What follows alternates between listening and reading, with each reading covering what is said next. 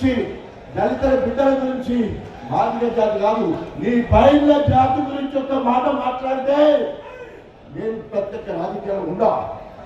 నువ్వు దళిత ద్రోహివి, నువ్వు దళిత ద్రోహివి.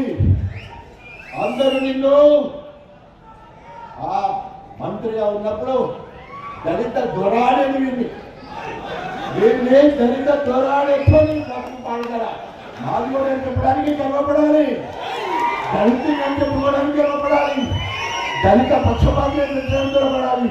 నేను దొరాడడానికి గర్వపడతాడు. నువ్వు వెళ్తా నీ బతుకెత్తా, నువ్వు వెళ్తా నీ బతుకెత్తా. మాదిగోళ్ళ దగ్గర పైసా పైసా పైసా పైసా అడుగుతూ రాయి లేకపోలేదు రాయి లేకపోలేదు అని చెప్తే లక్ష్యం చెప్తాడు. వీడు ఎందుకుంటారు వాళ్ళతో వాళ్ళు పొందుతారు.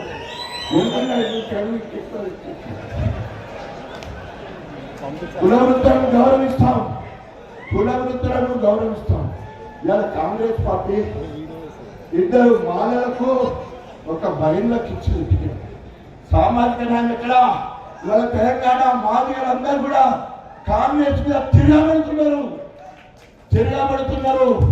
కారణం ఏంటంటే అప్పటికే ఇద్దరు మాలలకు ఇచ్చుంటే ఈయన బ్లాక్ మెయిల్ చేసి అయ్యో నేను బీఆర్ఎస్ పార్టీ ఎంపీ టికెట్ వదిలిపెట్టా, నా ఎమ్మెల్యే వదిలిపెట్టా, మనకి పైకి చెప్పే ఇట్లా ఆశ వేరే, పైసలు తీసుకున్నది వేరే. నాకు నేను పోతే కేసీఆర్ చెప్తా ఉన్నాడు పెద్ద దగ్గర ఎంపీ తోటి పెద్ద మూట. కేసీఆర్ దగ్గరకు వచ్చి నా బిడ్డ నీ చేతులు పెట్టాను, నువ్వు కూడా కొంచెం సిద్ధం ఉంటే ఎట్లా అన్నట్టున్నా.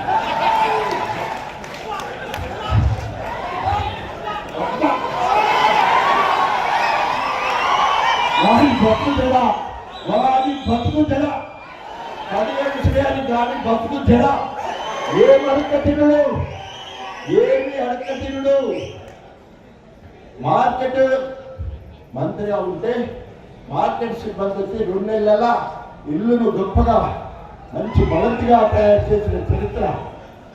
2 నెలల నీకు ఎక్కడి పైసలు, నీ ఇల్లు బాగుపడడానికి ఫ్లోరింగ్ పైసలు ఎక్కడి, కిటికీలకు అద్దాలు ఎక్కడి, వెద్దలు ఎక్కడి, పైన ఫ్లోర్ ఎక్కడిది.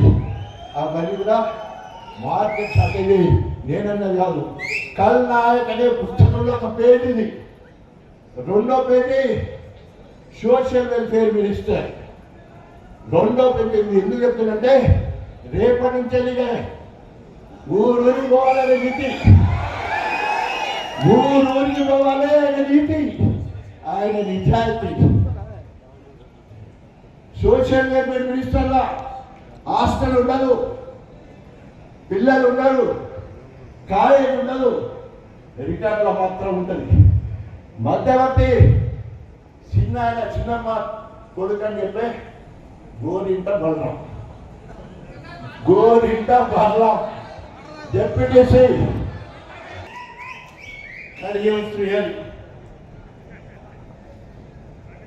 ఇంత నీచ రాజకీయాలు చేస్తున్నా.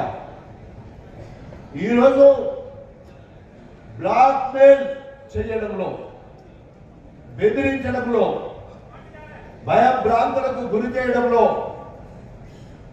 రాజులకు రాజులు ఏమంటారంటే ఎంపైర్ అంటారు. ఆ రకంగా బ్లాక్ మెయిల్ చేయడంలో ఆయన ఎంపైర్.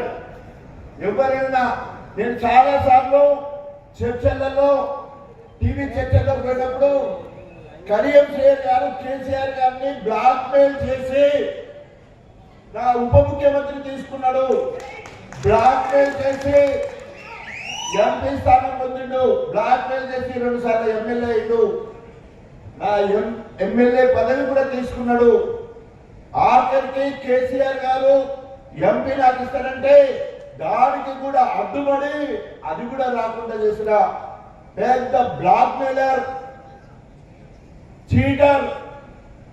వాడిని మనమందరం కలిసి